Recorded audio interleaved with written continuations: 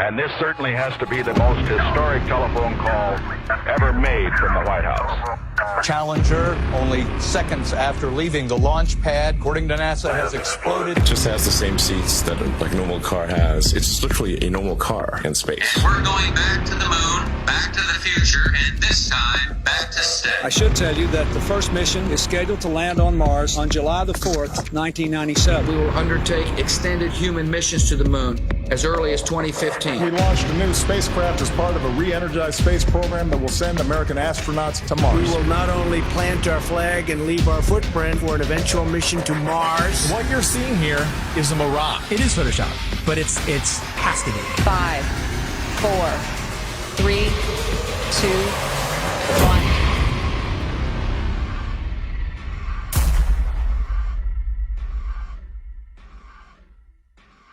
The one thing globe believers need to understand is that you don't just take the spinning ball Earth and flatten it out and put it back in the heliocentric model. Like it's just the only misfit planet and it's flat and the rest of the planets are round. No flat earther has ever said that. No flat earther will ever say that because it's not what we believe. The Earth isn't a pancake floating in outer space, and you will never hear a flat earther say that. And if you would ever actually take the time to study it for yourself or hear a flat earther through, then you would find that it's much different and things would actually make more sense. They've got the narrative control to where anyone that goes to search for this, they're going to see pancakes floating up in space, you know, and it turns people away. Or they see a snow globe. A snow globe out in the middle of space with water falling off the sides, and they're like, what is this? It turns them away. The mainstream agenda was to push their false narrative, all these hit pieces on flat Earth. 2016, 2017, that was pretty much the end of the YouTube era where we could actually find real evidence, real content. Any search engine, the algorithms are suited to their favor. You're going to see all the hit pieces, you're going to see all the stuff that's there to debunk flat Earth. So it's just, it's almost impossible to get the real information. YouTube played their part in it, and not just cherry picking which videos they wanted to show, but deciding whether or not they wanted you to subscribe to somebody. So on several occasions and with several different content creators, I'd press the subscribe button to then find out several days or several weeks later that I couldn't find that content creator, assuming they'd either been deleted or they'd been censored beyond belief. And of course they had been, because my subscription that was previously made was no longer there. And I know that I hadn't unsubscribed to anybody. And then resubscribing, you'd find again that down the line that the same things reoccurred. There's a major campaign by Google and YouTube and all of these corporate lying companies to discredit the flat Earth. Why do they have that disclaimer under every video dealing with the topic of flat Earth, that it is an archaic, antiquated, outdated model that the ancients used to believe in? Of course, the ancients were stupid. They didn't know how to build Gothic cathedrals, and they didn't know how to build cities and pyramids. The problem is, people that think that flat Earth is stupid think flat Earth is stupid because they're thinking of a stupid flat Earth. And they ridicule and make fun of flat earthers. It's absolutely ridiculous. Since 2015, the content providers for flat Earth have had a living hell. We have been ridiculed, we have been trolled, we have been censored beyond belief by YouTube. It's really difficult to get the truth out there. YouTube controls the algorithm. Who owns YouTube? Google. These are these big corporations that came in and said, the flat Earth is getting way too big. People are finding this out. We don't want them to find this out. This will just completely destroy our agenda that we've worked so hard for. We're losing it because of our own technology that we created. So they had to get involved. Withholding information and knowledge is a form of control. Now, for new people coming into the subject, if you research flat Earth, the Google analytic will give you government hate propaganda against the flat Earth truth. If you go to Google and try to find anything flat Earth related, then the first thing that's going to pop up is the Flat Earth Society. And that is something that has absolutely nothing to do with this movement. In fact, it's a completely made-up organisation in order to deter anybody looking for some sort of truth. So that you'd first of all get to that page, you'd see these ridiculous accusations and this spinning disc illusion that's going upwards in space that I can assure you nobody believes in. If the globe model was as strong as they claim to be, then there wouldn't be so much concern with anybody talking about a stationary Earth model. Now, everything's fine in court until somebody walks in with a load of shit on you. Everything's fine until somebody out there has evidence that's going to prove you guilty. And that's when you start acting suspicious. That's when you start panicking. That's when you start putting damage control out there, which is inevitably what these bots are, what these trolls are on social media, and of course, the algorithms. This is just a new lie that was started in the 20s, and even before then, they weren't really teaching anything about the world and where we were. It was just common knowledge. One of the main arguments that globe believers come at you with is we've known for 2,000 years. Aristophanes figured it out with his sticks and shadows. Well, Aristophanes may or may not have been a real mathematician. He figured out the shape of the earth. That would have made him the Michael Jordan of mathematicians, but nobody ever mentioned him in a book until the mid-1900s. What's crazy is I've talked to some elderly people and they've told me that back in their day when they were in school, they didn't even learn about people like Copernicus or Galileo. Everything's up for grabs at this point. People like Christopher Columbus and any other figure in history could be totally false or created just for some sort of agenda. This is everywhere. We found somebody in Croatia. They said they were teaching flat earth through the 1930s. Most people think that this flat earth versus globe earth has been going back and forth for thousands of years. No, it has not. This is a brand new deception.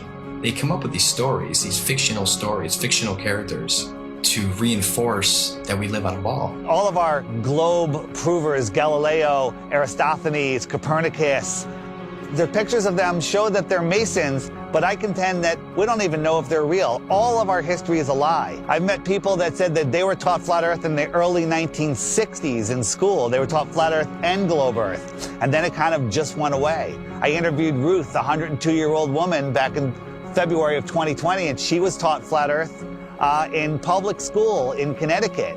Tell me your name. Ruth Heath. Ruth, and how old are you today? 102. 102. So you were born in 1918. 1918. And we were just talking, and I asked you what shape the Earth is, and what did you say? What were you taught in school in elementary school? I was taught in school that the Earth was flat. Where did you go to school? Elementary school? I went to Spruglin School in Hamden, Connecticut. So how does it make you feel to realize that you were right as a kid? It makes me feel better. It does make you feel better, right? Oh, it makes me feel alive. Oh my God, that is so true. My whole life, I believe, what I was taught. That's and then right. when I discovered the flat earth. You feel better about it. Because we are the center of creation. That's right. We are important. That's right. We are here. We are God's children. And when all the problems that are happening in this world today. I'll give you some good news. A lot of the problems that they report on the news aren't even real. That's right. That's right. They're just keeping us in fear. Keeping up. That's right. That's right.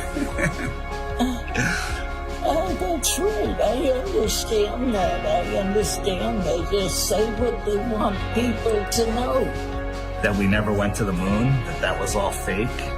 Is that right? That's correct. I saw that all happening. Yeah, so did I, and we all believed it, but that was just to reinforce that people to believe they can live on a ball, they can walk on a ball. It's such a lie. It's such a lie, but knowing the lie is like going to a magic show. I woke up. Yes, that's what we call it. We call it red. This is your moment of waking up. Oh. It's when you go to see a magician and you know how the tricks are done, and the magic no longer works on you, and you're free from the illusion. So knowing this is going to free your heart. Cry. Yeah, it's okay. It makes me cry. Happiness. Yes. Tears of joy. Yes. Thank you. All right, give me a hug. Here we go. All right. Rockefeller seems to have a role in this. He started the General Education Board and continued being involved with the educational system. The fact of the matter is, the people that have been in control, they're in control now, and they're going to continue to be in control, whether they pass it down or change the name, whatever it may be. But yeah, I mean, whenever Rockefeller's name is tied to something, it's always something to question, that's for sure. That's a huge red flag for me, that they can come in and change everything we know, all of history, and turn it into deception, and keep teaching the deception over and over and over again until it becomes the norm. The same man who said that he wanted a nation of workers and not a nation of thinkers. This was the same person who was found guilty of antitrust violations around the turn of the 20th century, who then went on to get his fingers in all of the education systems, of course with the promise of, I'll give you money, I'll make sure that your school has everything that it needs as long as you push these textbooks, as long as you push these narratives and you push these ideas. I'm going to give you a nation of workers and not a nation of thinkers. And that's exactly what we've become. Now, this should tell you something, why we can't talk about, literally, the thing that we're standing on. Why is that? Knowing that there is a creator, absolutely, that is one of the main reasons to hide this. But, you know, at the same time, it's nowhere near comparison when 1 billion people find out that there's more land. It's about hidden land.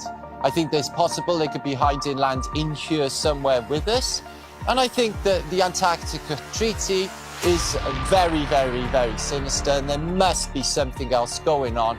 They went really tough with their implementation of the Antarctic Treaty and everything else, and just to keep people away from the truth. They didn't want people to know about more land. Haven't we been fighting over land forever? Isn't that what always happens? Countries fighting over land, but not on the outskirts of Antarctica. Oh, no. No fighting there. They're all in agreement. You can't go there. You can't explore any of it. That treaty was in effect in 1959. It can't even be questioned until the year 2041. The longest lasting treaty that all of the world signed on to at the same time, and is still in place. Antarctica is the container of our world oceans. What is beyond Antarctica? Why is the government hiding Antarctica from us? Why is Antarctica completely off limits except for taking a tour of a little peninsula off of South America, which is nothing? And people go, well, you can go to Antarctica. We spent months trying to actually do it. Yeah. I was going to send a crew. They won't call back. You can't even go there. There's one peninsula where you look at penguins.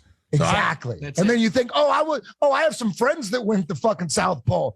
Yeah. They put them in that little fucking island with penguins. You can't just saying you went to Antarctica and you walked around it. He's like being in New Jersey and saying you were chilling in California. It's fucking huge. There's about 100 different companies that you can spend a lot of money to go on a little guided tour of just that peninsula, but all of those companies are owned under one umbrella. One person controls them all. They don't let anybody explore Antarctica.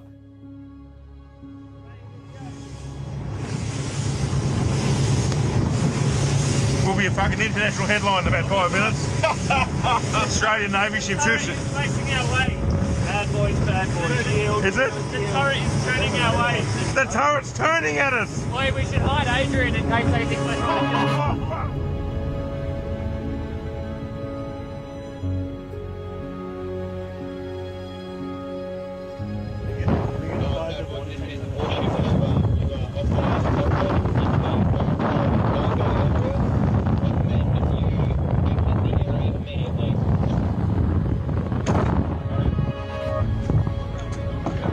We're just traversing. Is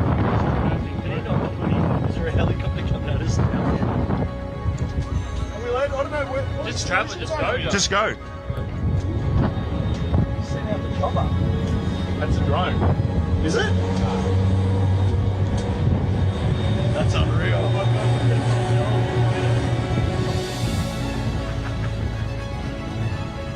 When people say, why the lie? One of the main answers is they're hiding more land. What if we can truly become free. The whole reason for this is because of more land. Because think about it, if there's more real estate, if there's more resources, natural resources, if there's more food for our starving children, if there's more space, more room for us to get away from the child sex trafficking, if there's places where we can go and other civilizations we can be a part of, where they don't charge you for water, they don't charge you for free energy, they don't charge you for property taxes. What if there is more land? Nobody can go explore Antarctica, period. Because if humanity found out there's more land, then the heliocentric theory is gone. They can't start adding more continents on the bottom of a ball. It's just, they wanted it silenced right away. There is evidence out there through old maps, namely the 1,000-year-old Japanese Kawabashi map, which shows continents and lands outwardly of what they call the ice shelf or the ice wall. So why are they teaching the globe model? Well, you see, the globe is a container, and it's a container of all the known land. The Jesuits and the Freemasons, they needed a new model because they wanted a new world order. Because right now on a ball or in a snow globe, there's only 7 continents. That's all there is. So everything is very limited. We have a limited supply. Resources are very scarce because the Earth is a globe, right? It's cut off, everything's cut off. If you open it up and there is more land, then there's plenty of resources. More land means more resources. Well, that's huge if they're hiding something like that. There's a scene in the Truman Show where Truman is like, I want to be an explorer when I get older. I like to be an explorer, like the Great Magellan. Oh, you're too late. There's really nothing left to explore. Imagine if there's like all these beautiful places to explore still, and finding out that there's all this land, it just opens up the door for discovery again. Have you ever heard of the eyewitness testimony written in the books, The Iron Republic, The Smoky God, Worlds Beyond the Poles? In the late 1800s, there was a series of articles written in Florida Magazine about a politician that was tired of what was going on here, got a big ship and a crew, was exploring Antarctica, and he found a passageway through, and he popped out into the ocean, was lost for about a month. Finally, they found land with a city, and they pulled up, and it was a very advanced, quite different civilization, and very friendly, and they stayed there, and he writes about all the experiences he had there. In the late 1800s, they were talking about more land beyond Antarctica. Remember, the word extraterrestrial means extra land. They're telling you that there's more land in here that they don't talk about. There could be more land in some of the oceans where it's just all blue on the map. Nobody knows. You're not cruising around on big ships or flying over it on planes and looking, you know, nobody's out there charting anything. Have you heard of such a thing as no-fly zones? For instance, you can't fly in certain areas near the Arctic Circle or the Antarctic Circle. The reasons being is because there are lands there that we're not supposed to know about. They don't want those lands to be discovered. All these corrupt systems that are stealing money from us, kidnapping our children, just doing horrible things. They rely upon the cattle staying on the ranch, the slaves on the plantation. That's why Flat Earth is the most important knowledge we can obtain, is because there is more land. Don't look at us and say, go prove it. They won't allow us to go prove it. We're not the lazy ones here. We're being restricted from going to prove this to you. So because of that, of course we're going to speculate. It's a red flag. If that's not a red flag to you, I don't know what is. They won't allow us to go. Allow us to go. If we go and there's nothing there, I'll admit I'm wrong. But all signs point to that they're hiding more land. You have to have permission to do everything. You have to have permission to marry the love of your life. You have to have permission to travel down the road. When we have the inalienable right to travel from point A to point B, you people think you're free? You're not free. You're free-range chickens. That's what you are. You're free-range chickens held in an area. You're not allowed to go past it. If not, you go to jail or you get shot. Stay on the plantation, do what you're supposed to do, pay your taxes, and shut up. Right? Well, if there is more land, and I sincerely believe that there is, then that's the perfect reason to lie to everybody. And it's not just about hiding a place for more resources and where else we can go and dig for gas and gold. It's not about that. They're hiding freedom. They know that as soon as we all find out that there's another place to go without dictatorship, that we'd be gone. There's endless amounts of everything, and there's so much more land out there, and there's many places to explore, and they just want to keep us here in the middle of the pond, stuck here thinking that this is all there is. What happens to the price of gold and all natural resources if there's more land? Gold can't go to $1 an ounce. Gasoline can't go to 20 cents a gallon. We can all have, you know, thousands of acres of land to ourselves. The whole system crumbles. The entire system crumbles, period. On the other hand, we have the North, which is also off limits. I went on my first official trip. I was going with my father and my grandpa Sinclair up to the North Pole. It was a very glamorous destination. I figured I was finally going to be let into the reason for the existence of this high security Arctic base. That was exactly right. We drove slowly through and past the buildings on a special top secret mission.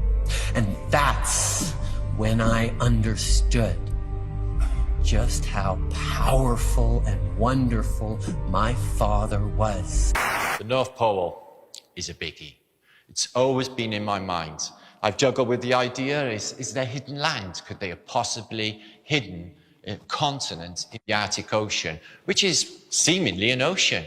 They could hide land there. Many old maps will show you the Hyperborean, 4 continents, and in the center, Axis Mundi.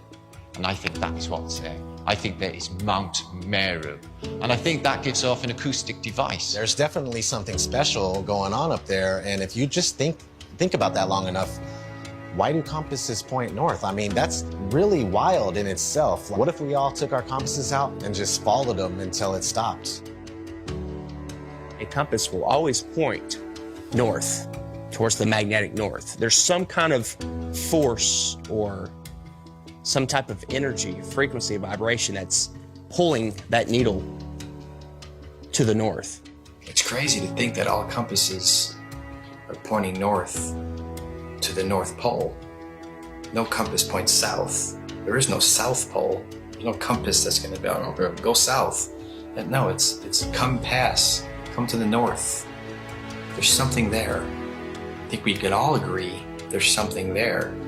And it's crazy that they cover it up. They've covered it up for so long. There's ancient civilizations, the Nordics, there's people have talked about, you know, the Rupert Nigra, the Mount Meru, the giant magnetic mountain at the center. An entire magnetic mass or a mountain that is strong enough to make everybody's compass point north. When I was a kid in school, they showed us a National Geographic video of the guys that were getting to the North Pole, and they just basically made it look so horrible and miserable and dark and cold that no kid ever in his life would go, hey, I want to go to the North Pole. So if you watch any documentary about the North Pole or anybody venturing to the North Pole, all you're gonna find is some dude mobbing on an ice sheet, and he's got a little device in his hand. He's like, 3, 2, 1, North Pole. And that's not the North Pole, man. That's bullshit.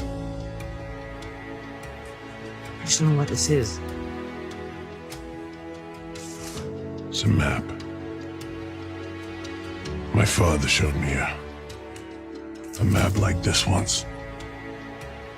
Inside the circle is your world and my world. Many others. No one knows how many. The dark tower stands at the center of all things.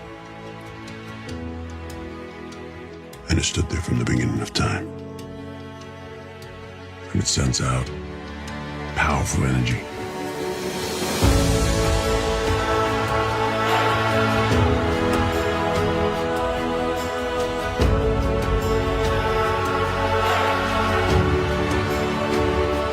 I think that there's possibly a North Pole part of the electromagnetic torus, which gives off a green light, which you see as the Northern Lights. The North Pole is the center of the Earth. It is a hyperbola. Because we live in a toroidal field solar system, there must be a plane of inertia intersecting it in the middle, and there must be a hyperbola, hourglass, in the middle. In the Srimad Bhagavatam, Canto 5, it calls this Mount Meru. And why are we not allowed to go anywhere near there? Well, simply because you cannot go there. It is a magnetic toroidal hyperbola. Therefore, there is no way that you can fly anywhere near the North Pole in the center of the Earth. Admiral Richard Byrd said he found more land in the north as well as the south. There's a book called The Smoky God of a father and son that ended up finding more land in a race of giants with technology beyond your wildest imagination. Cartographers have charted, maps with land in the center, where all compasses point. There's just a lot of evidence pointing to more land. So yeah, 100%, I would put my life on it that there's more land at the north. It's just as heavily guarded as the south. Can't like go check the north and yeah, let me go check. I'll take some pictures and videos and come back. You're not even gonna get that close. You're gonna be turned around, the same as the south.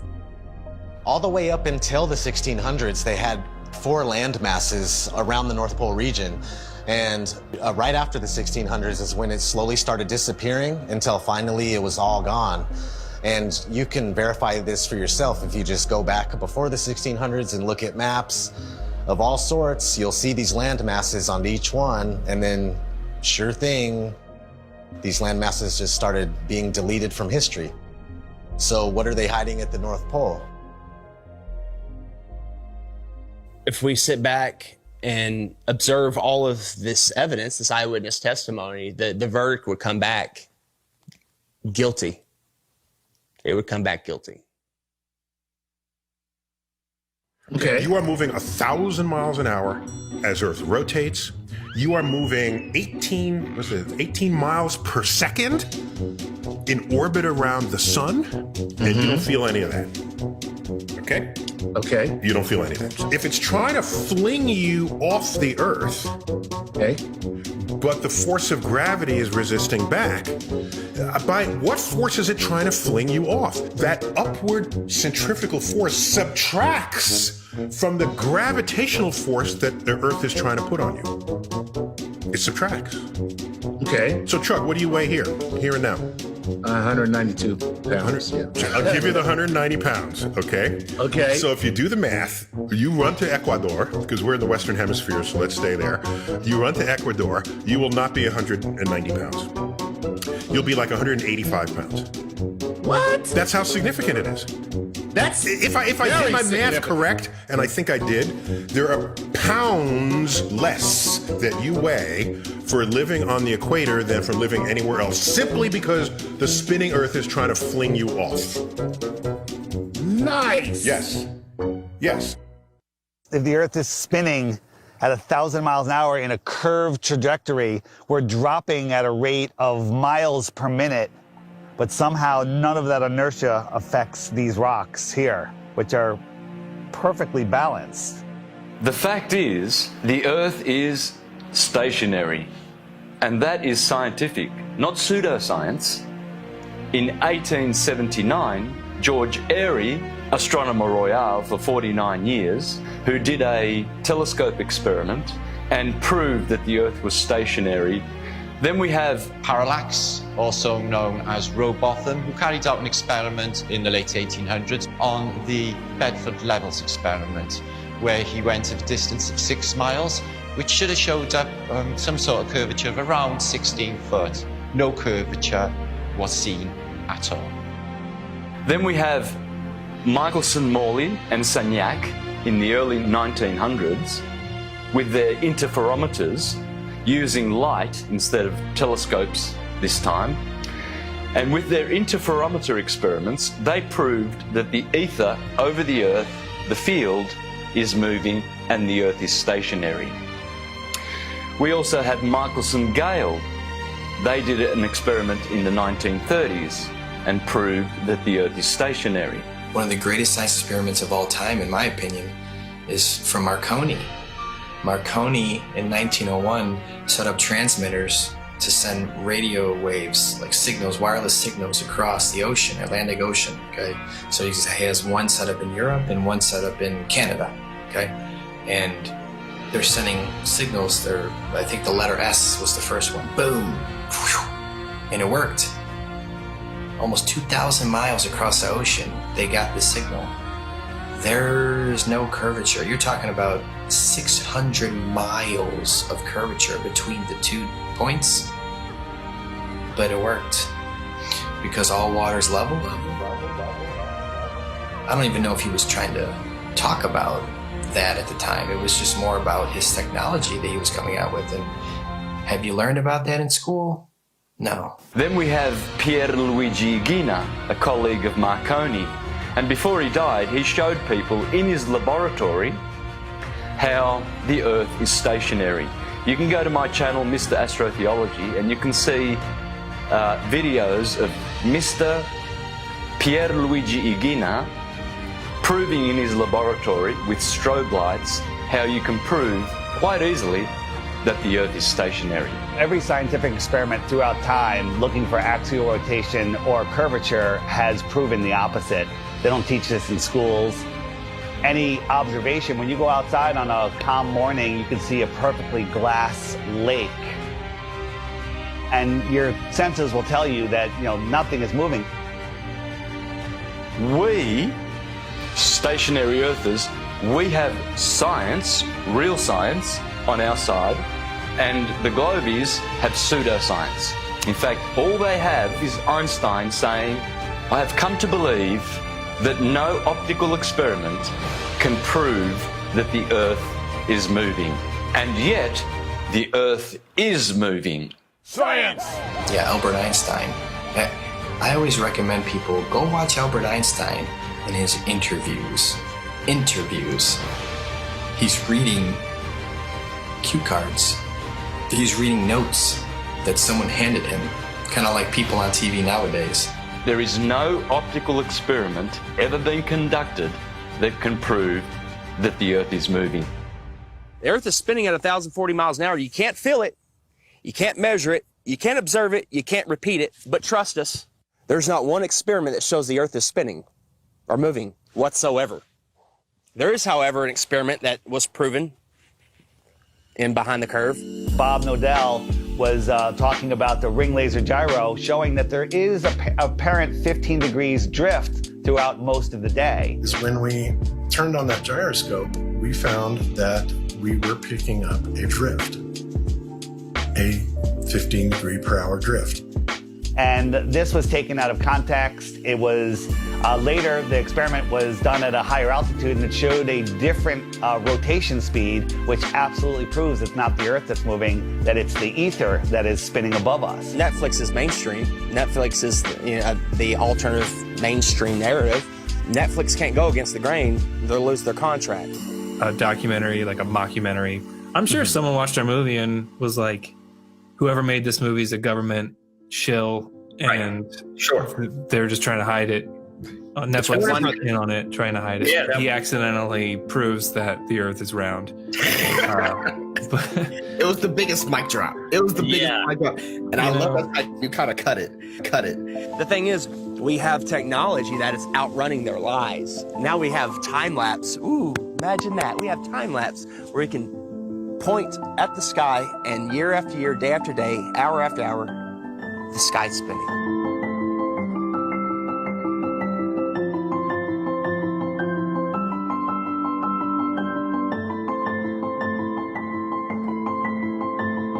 Every day there should be different stars random stars in the sky if we are traveling at 650 million miles an hour, which is Mach 870,000. Do you really believe that every year we move through space at 5.5 trillion miles every year? And yet every year the same stars keep turning over our Earth. Aries, Taurus, Gemini, Cancer, Leo, Virgo, Libra, Scorpio, Sagittarius, Capricorn, Aquarius, Pisces, year after year after year, and yet none of those constellations distort, change shape, get brighter. There has never been, in recorded history, we have never seen any star get brighter or dimmer or any shape of those constellations which are still recognizable today as they were thousands of years ago. They never suffer any parallax or distortion. Polaris has never moved in all of recorded history. Point your camera up at Polaris and do a time lapse and watch God's perfect timepiece spin above you.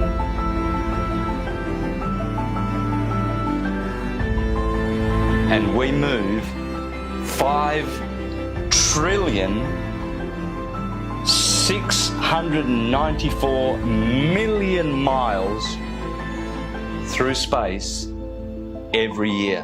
Congratulations to you if you believe that. It's called education, indoctrination, and dumbing down.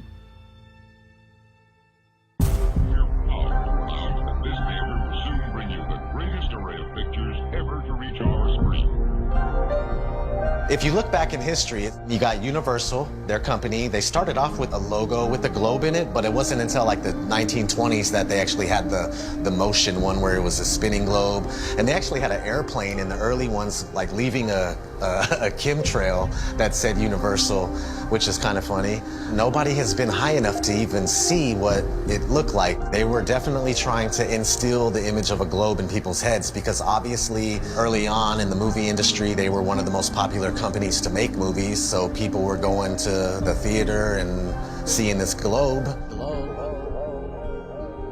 So they're showing you a globe before every single movie to program your mind. They were showing this globe before they even went up there to see what it was. I think the first man ever to go up and check is Picard going up there. I mean, that's a story we're not taught in school. From the practical point of view, Professor Picard's experiment is of the highest possible importance. These timelines, these dates, these are facts. We got Auguste Picard coming out in the 1930s in an actual publication by a science journal saying that the Earth looks like a flat disc with an upturned edge. Besides Universal programming you, you had Walt Disney programming you with space documentaries for almost 15 years straight. Some pretty crazy propaganda in the 1950s. There was one called Man in Space. He's talking about taking men to the moon in a rocket. And then if we cruise on, we got Richard E. Byrd. He goes on Longines chronoscope and he's sitting down and he's telling people. Strangely enough, there's left in the world today an area as big as the United States that's never been seen by a human being. Shortly after Richard E. Byrd did that interview, they put the Antarctic Treaty in place. And then 1 year later, NASA is established. Almost 0 hour at Cape Canaveral, and enlarged 16mm pictures show a monkey specially trained and conditioned for voyaging in space. 2 monkeys had been selected for the job. They called them Abel and Baker, A and B, of course. In fact, the monkeys came down safely near Antigua. Reported none the worse, after blazing the trail for human space travel. They come in and they're the gatekeepers for your mind. Like, they're making sure that people think that they live on a spinning ball, and that's their sole purpose. That it has always been their sole purpose.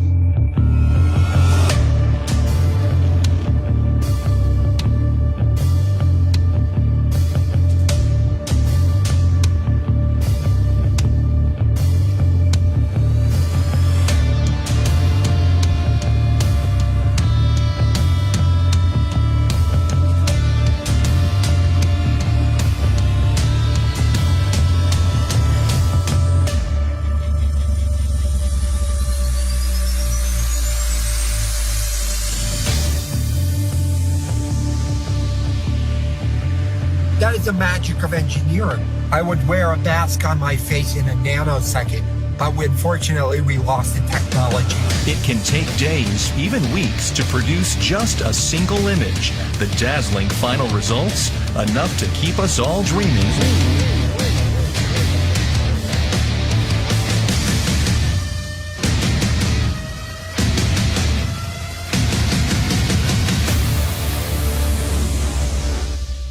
NASA is hiding the frickin' flatness of the Earth. Why? It's okay to say, I have a fisheye lens, right? Because, yeah, fisheye lenses are useful. You know, you get more, you know, in architecture or, you know, realtors use them.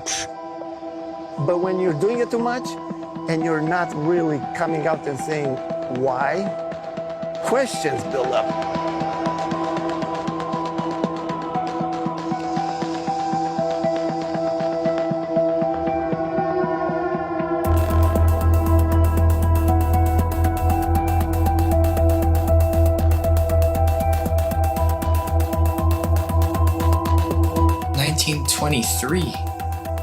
A fisheye lens was invented. So these space agencies had a heads up already. And the fisheye lens was originally, I think, $27,000 to purchase. And this is in 1923. I mean, today that's about, what, 100 grand, 200 grand equivalent in cost? And people would tell me, Hitler, I'll give you that. NASA is a lying government entity, right? But what about Red Bull? Red Bull is just an energy drink. And I saw Felix Baumgartner jump out of the space capsule.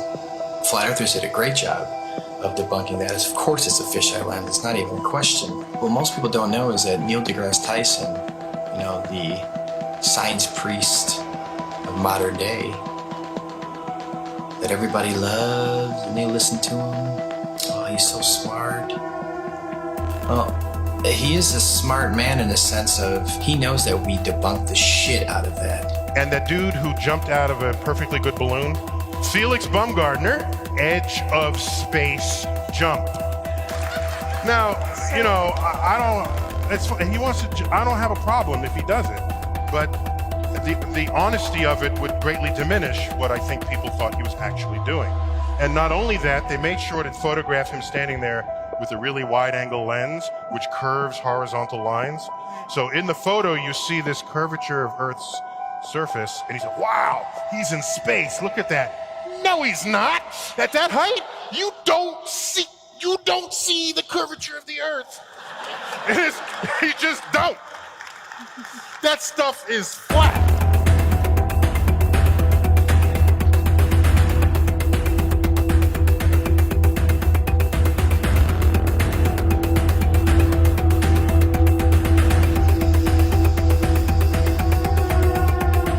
So much pressure on Neil deGrasse Tyson to come clean. He had to. We exposed Felix Baumgartner. That's a complete fisheye lens. There's no curvature at all on this Earth, let alone they're trying to sell it as 23 miles up, there's curvature. Even though people will sit there and swear they saw curvature out of an airplane 10 miles high. Yeah, okay. So your priest Neil deGrasse Tyson admits 23 miles up, no curve. How do you feel about that? All right, maybe you say that's no big deal. Okay. Even though Felix Baumgartner himself said he could see the curvature of the Earth. It's almost overwhelming. But you're standing there in a pressure suit, the only thing that you hear is yourself breathing. You can see the curvature of the Earth. You can see the sky is totally black. You can see the curvature of the Earth. You can see the curvature of the Earth. You can see the curvature of the Earth. That's 120,000 feet, 4 times higher than most passenger planes fly. So that should make you go, right away, what's going on here? Who's lying, right? But you don't think there's an agenda here? You don't think people are lying here? Fast forwarding to recently, Richard Branson, his ugly ass, Mr. Billionaire himself. Officially the first billionaire to travel to space, so Richard Branson. So you go 63 miles up, you would all probably assume that, of course, you could see this giant curve of Earth. You're 63 miles up, holy shit. Richard Branson supposedly goes up 63 miles, even though it's nothing but fisheye lens footage. We expose that. Here comes Neil deGrasse Tyson again, damage control time. Oh, by the way, you didn't ask, but I'm going to tell you. Do you know how high up above the Earth he was? No. So if you take a 63 miles.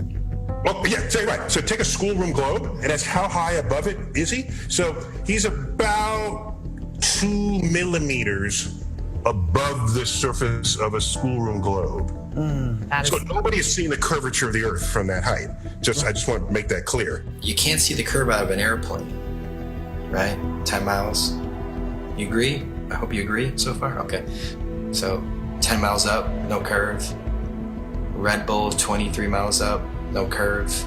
Branson, 63 miles up, no curve. So where is this curve at that you swear by?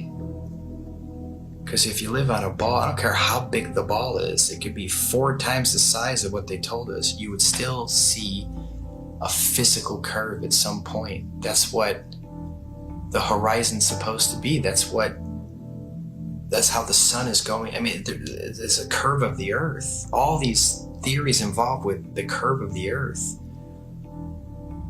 get thrown out the window. That's what happens with a new company. This is the fiction section. Fiction means it's a made-up story. Oh, hey, Elmo, I bet we can find your Galactic Gale comic book here. Oh, boy, Elmo, hope so.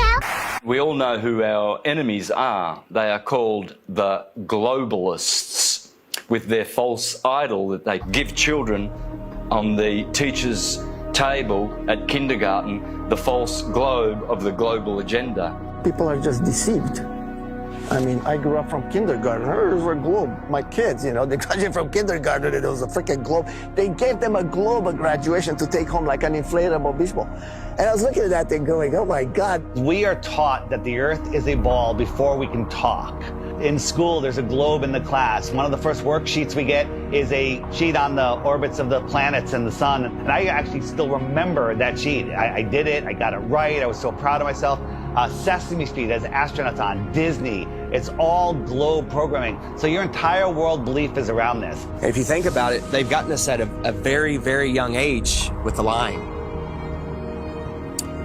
Before we have any critical thought, the capability of thinking for ourselves. They teach us lies from the very beginning, from Tooth Fairy, Santa, dinosaurs. With Santa, for instance, I mean, we're taught this lie, you better be good. We need you to stay in line and be good. Don't be naughty, be nice. You want to be on that nice list. Santa will come and bring you these material gifts, and then fast forward, you find out Santa isn't real. For 5, 6, 7 years, however long the lie went on for, you've been conditioned a certain way, to act a certain way, so you'll fall in line. You'll do exactly what mommy and daddy tell you, what the teachers tell you. And when you realize that lie, it's subconsciously, you're taught at that point, it's okay to lie. It's okay to lie. It's okay to accept lies. It's okay for people to lie to you. It's okay for you to lie. So the whole world is a fucking liar. Everyone's a fucking liar now because they were taught at a very young age it's okay to lie.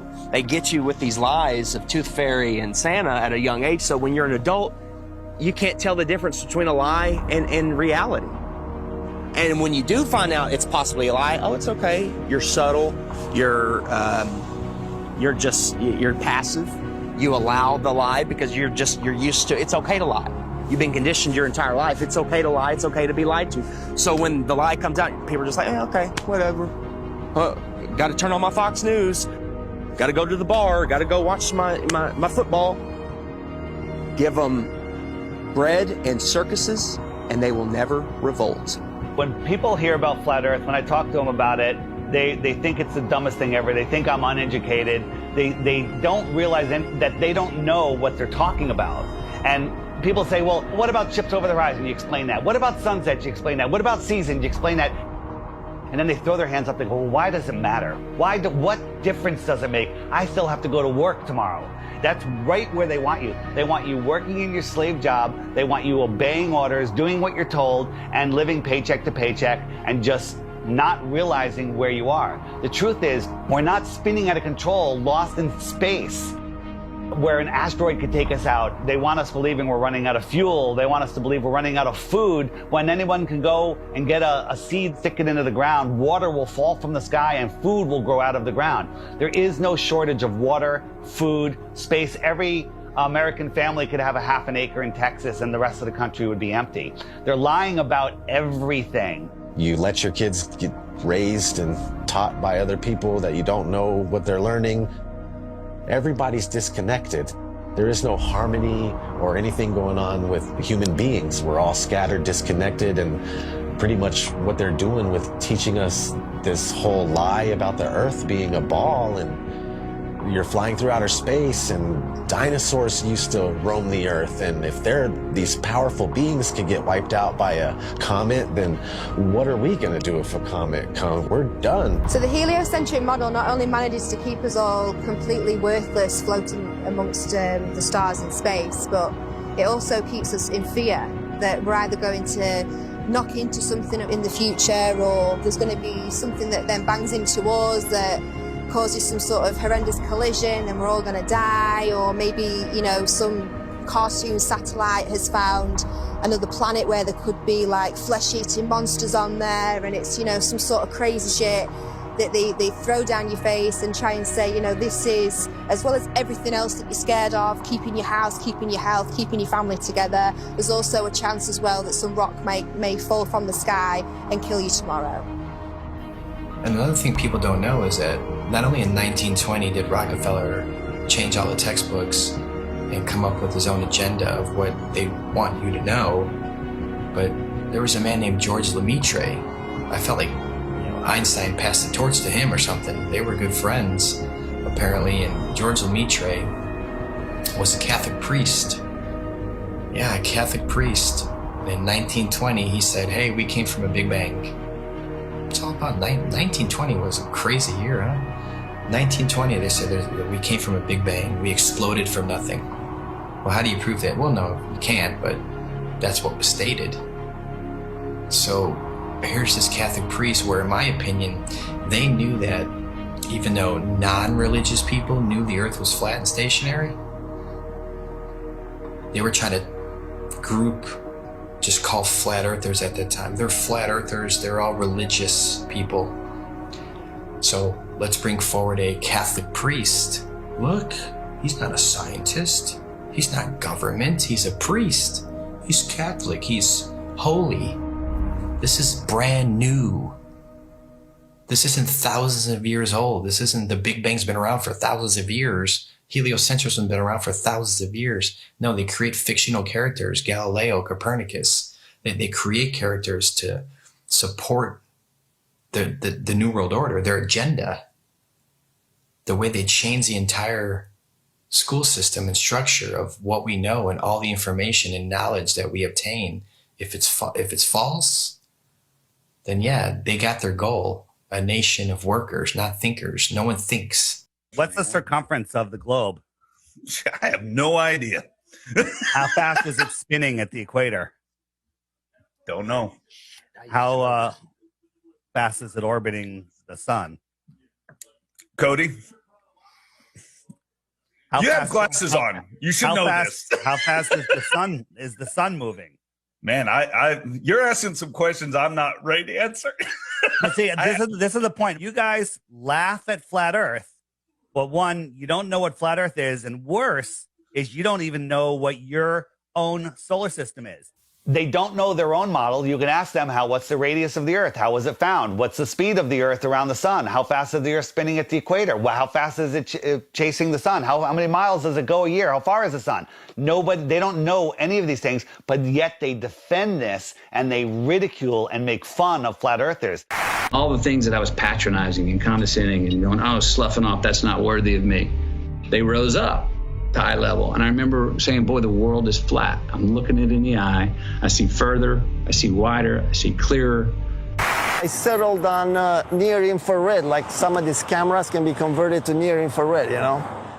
So then I started taking photos, and since I was doing a lot of flying, I started going up And boom, I was actually amazed to see the incredible flatness that you get from high altitude. Everywhere I looked, there was like clues that the Earth is flat. And I was like, this is blowing my mind. Everywhere I looked, the Earth is flat. And NASA is lying about the curvature. So I said, something is eerily wrong over here, man. When I saw across the Gulf, right off the coast of Texas there in Louisiana, I was flying to Orlando, and I saw all the way out in the distance, and you could even see the rays of light at a different angle. That tripped me out. But if you really go up high, then you realize, oh my God, the Earth is extremely flat. This would be impossible on a globe. There is no 8 inches per mile square. The equation for curvature of 8 inches per mile squared has been debunked over and over again. The flat earthers with their P900s and their P1000 cameras are constantly seeing things way off beyond the supposed curvature of Earth. In fact, many tests have been done with lasers, cameras, filming mountain ranges 300, 400, 500, 600, 700 miles into the horizon, which are visible and shouldn't be visible if we were living on a globe. This is how much distance he covered with his camera, and he could see from here the Rocky Mountains. There you go.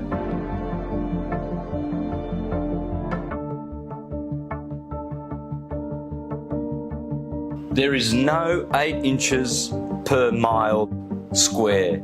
There's no way you can see 500 miles on the other side of this ball. There's no buildings that are curving backwards. If point A to point B, you're on a ball, you know, they're not going to be flat up and down like on our flat Earth. They're going to be like this.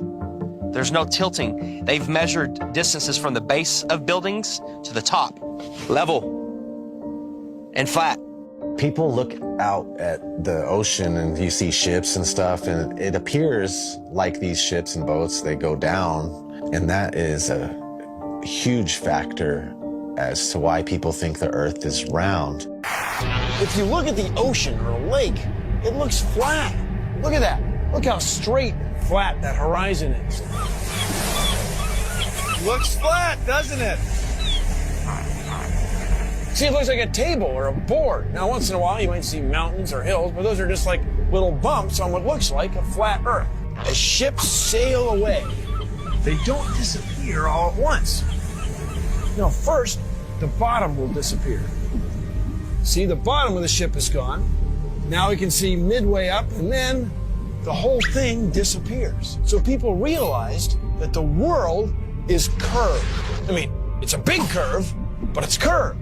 That's what we call pseudoscience. You could buy a camera now that zooms times 100, and you could zoom in on these ships and boats leaving your view, your human eyeballs view, pull out a camera and zoom in on it, and suddenly you're back. It's on top of a level surface, still cruising. So the limit of your vision is where the sky meets the ground due to perspective. As they come together, that's the limit of your vision. That's called our horizon. The horizon is optical. If you had a super zoom camera, you can zoom in and make this angular size bigger to reveal small objects that you couldn't see.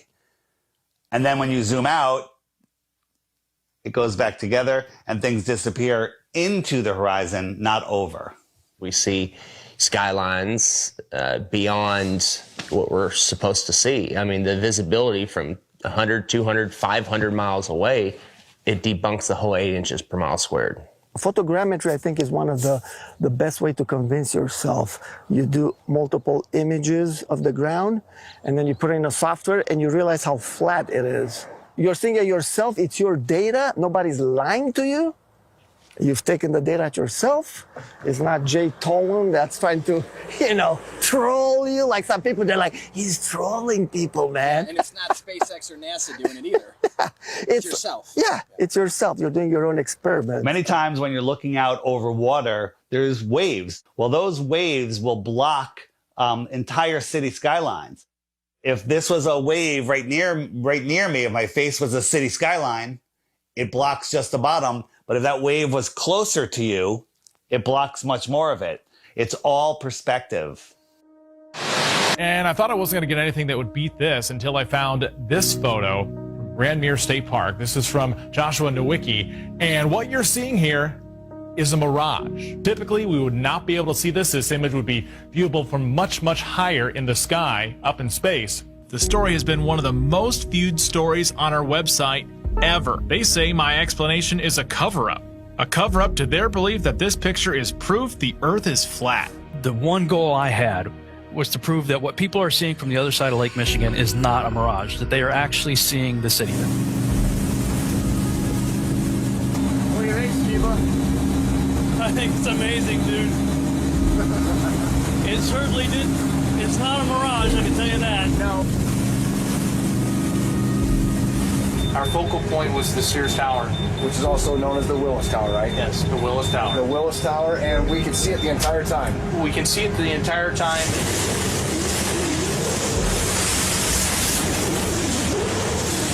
That's not a mirage. That's not a mirage, whatever you're looking at. You see it? Yeah. That's that. You see that bridge? It's not a mirage. That's the proof right here. That's the proof. I was shocked to find out that there are a number of people that believe the Earth is still flat, and that to them, this is actually proof that the Earth is flat. One person just questioned me and asking me for a retraction of the articles and lies. A lot of people try and kind of be nice about it. Well, are you sure you did it right? And then they send me links that the Earth is flat. And some are just pretty straightforward about it, and they title replies calling me a deceiver, and that I should check my degree or quit telling lies on television. It got me questioning a lot of things. Were my calculations right? No. You can obviously see Chicago from that far away. It really is the Chicago skyline. We can see things farther and farther away than that and prove it. You can prove it yourself. You can go there on a clear day and see the same thing. You can go do the same tests and prove it to yourself. That's the best way to do it, right? Prove it to yourself. That you're not taking anyone's word for it. It's you're doing your own experiment. It's not a mirage. It's not an illusion. It's Chicago from 60 plus miles away. I mean, we could barely see the street sign a few blocks ahead of us on a foggy day. I mean, they're spraying our skies with shit all the time. You can open your weather app right now and it'll tell you the visibility. But that's how far they're telling you can see the weather patterns. There's so many different factors of why we can't see that far. We're not superheroes. I mean, take any flat and level road around your house safely. Test it out, make sure it's level.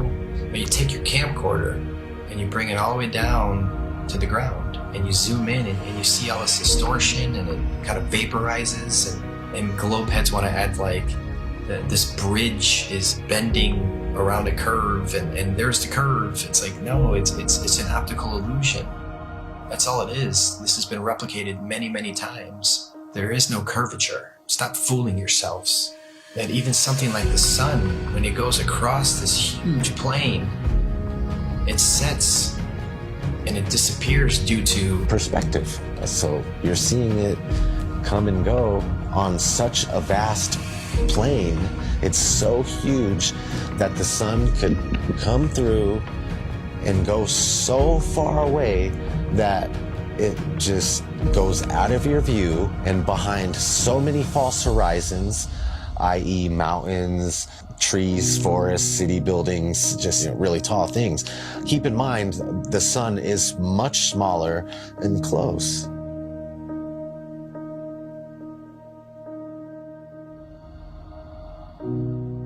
This is an intelligently designed and created place. As someone who stars are rotating around, knowing that we can only see a certain amount of light, I think like 1%, there's only so much light our eyes can actually see. Unless you're on like DMT, I'm sure you can see way more lights. But naturally, we can't see that many lights in the sky. All ancient civilizations spoke about other bodies, other lights in the sky that may or may not be visible to us at any given time. It's crazy though, when you see solar eclipse, you don't see the moon at all. I remember as a kid, I'd like, where's the moon now?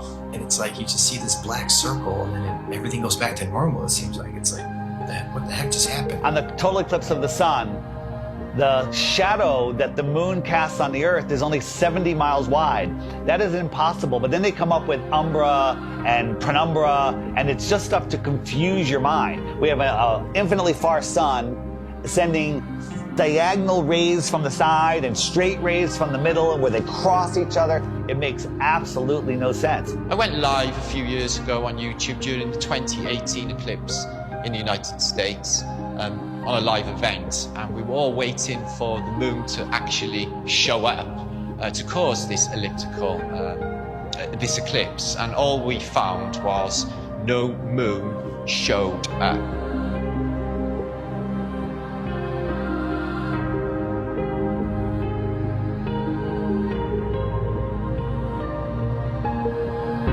So that blew my mind, to think that there was actually no moon visible, yet this effect of the sun literally being covered by an object I had witnessed. Why can't we see the moon approach the sun, eclipse the sun, or exit the sun? And we don't. We just see a black circle eclipsing the sun. We never see it next to the sun. Now people say, well, it's because the sun is so bright.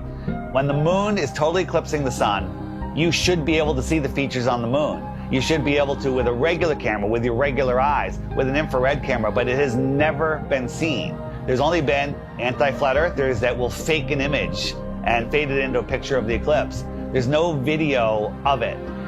Think about what an amazing video would be if they could film it from the International Space Station or from the moon itself.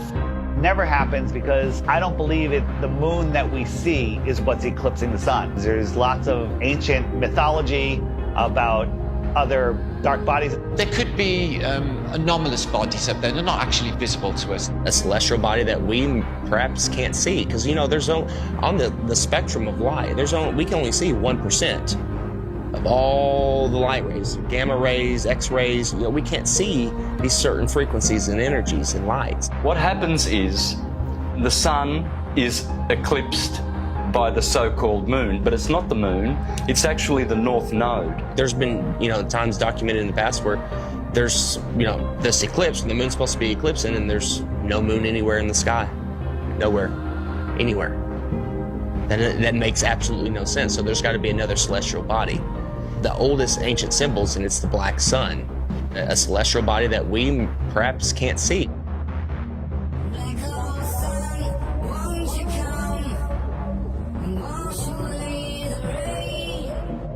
A lot of ancient civilizations always spoke about a black sun.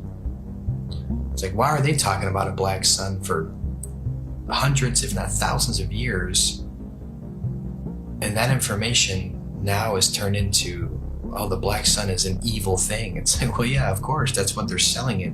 They're selling it to you as an evil thing to stay away from it. They already don't want you to like the real sun in the sky. They push it so far away, they want you to not care about it. There's a reason it's close to you. There's a reason it's here for us. There might be more suns and moons on the outskirts of Antarctica, on the outer lands. There might be more suns and moons. There might be more suns and moons in our world here, but we just can't see it. And you talk about the seasons itself. Seasons prove the Earth is a stationary plane with a local sun. When the sun is circling over the Earth over here in the Tropic of Cancer, these people here, they have summer. But 6 months later, the sun is over here. It's going around over here. So Australia down here, and South Africa, and South America, now they have summer because the sun is local. It's not 93 million miles away. And the sun and the moon revolving and springing into the center seasonally and then springing back out again. This makes perfect sense than a spinning ball hanging on an invisible skyhook at a degree of 6.66 of a supposed axis, which tilts the Earth. People need to stop defending a theory that they were taught in kindergarten. So at sunrise, every sunrise should be arctically cold because that is the most severe tilt possible. And to make it worse, in the northern hemisphere, in the heliononsensical model, the sun is 3.5 million miles farther away in our summer. But when the sun shows up on the horizon, I can feel the heat on my face immediately. I can get a suntan in June. But in December, at solar noon, when the sun is at its highest point in the sky, I can look up at the sun and barely feel the heat on my face. And also, it's 3.5 million miles closer. The whole tilt thing doesn't make any sense. And when the sun is on this side, it only illuminates this part of the Earth because it's local. And this part is dark, that will be night. So it's quite easy to understand day and night and the seasons and explain them on the flat Earth than it is with the globe model. The sun, moon, and stars are rotating around our heads like a perfect clock, and it goes out of your view as taking the light with it. This is an intelligently designed and created place. The sun does move about 15 degrees per hour through the sky, but when it gets close to the horizon, it kind of stops and it stays there and it moves at a different speed. I filmed this several times with my drone. No humidity and not over water. And it'll just stop and sit there.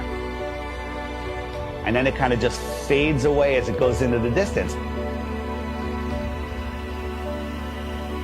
But at the same time, because of perspective, I have friends that were down at the beach that saw the sun set 10 minutes earlier from the bottom up. And that's simply because they're looking across a span of water that has a hill with trees, a tree line on it, which is hundreds of feet over their heads. But from their point of view, it's at eye level.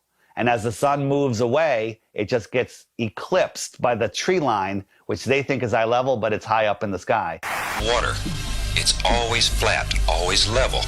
So starting at the northernmost point, as far as I can get, of Lake Michigan, and then traveling south, you can see that red line here, that the body of Lake Michigan is 574 feet above sea level, and it's level. There's no change in elevation, there's no curve. This cross-section shows what an undisturbed body of water looks like, and that's level. We know that to be true. There's three properties of liquids. They have mass, they take up space, and they always take the shape of their container. The physics of water is to find and maintain level. So if it's in a cup, to this lake behind me, to the seas, to the oceans, that's why I call it sea level, because it's flat and level. No matter who tries to sell you the idea that water's curving over a ball, it's just not happening. That's the number one proof right there, just water alone. Water alone proves that the Earth is flat, because water always finds and maintains level, period. Water does not curve. In its temporary state, it's finding its level. Once it hits the ground and finds its level, it remains level.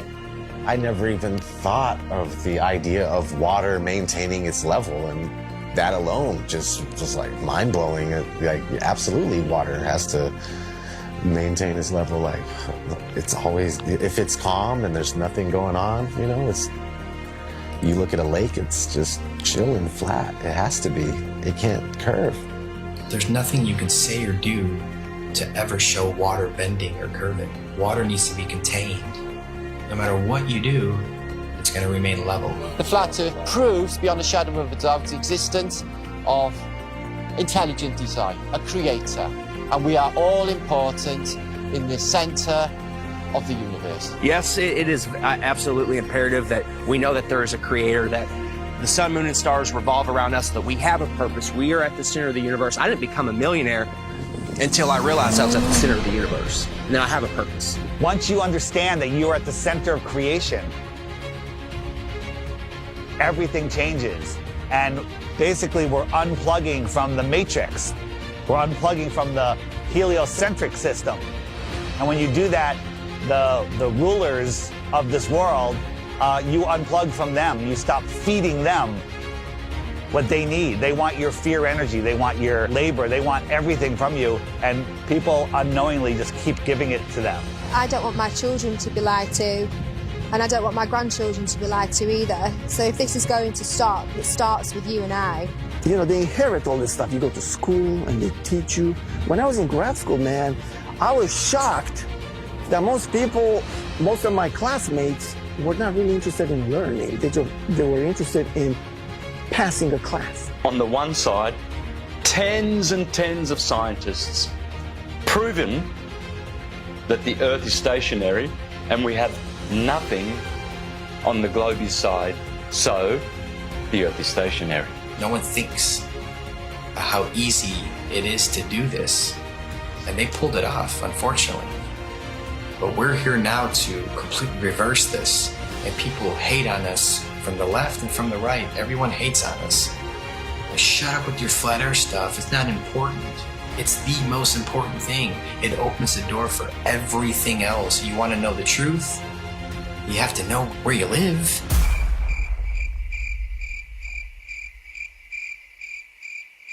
This whole agenda is to keep people disconnected from our creator, you know? They want to just cut all our ties spiritually, and that's one reason why they calcify our pineal gland. They don't care about our health. You know this by look at your water supply.